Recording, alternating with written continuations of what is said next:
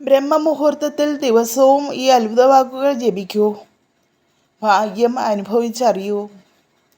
പുലർച്ചെ 4 മണി മുതൽ 5:30 വരെയുള്ള പുണ്യസമയമാണ് ബ്രഹ്മമുഹൂർത്തം. സനാതനധർമ്മത്തിൽ ഇത് വളരെ ശുഭകരമായി കണക്കാക്കപ്പെടുന്നു.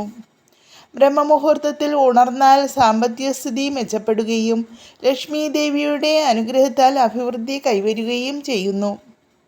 രാവിലെ ഉണരുമ്പോൾ തന്നെ കൈപ്പത്തിയിലേക്ക് നോക്കി ഇഷ്ടദേവതയെ സ്മരിച്ച് ഗായത്രി മന്ത്രം ജപിക്കുക.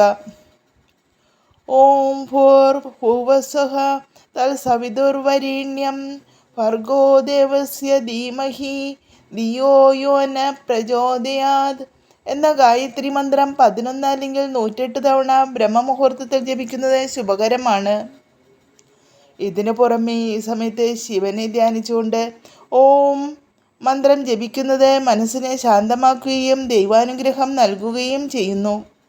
ബ്രഹ്മമുഹൂർത്ത സമയത്ത് ഭക്ഷണം കഴിക്കൽ, നെഗറ്റീവ് ചിന്തകൾ, പരുഷമായ വാക്കുകൾ, അനുചിതമായ പ്രവൃത്തികൾ എന്നിവ ഒഴിവാക്കുക.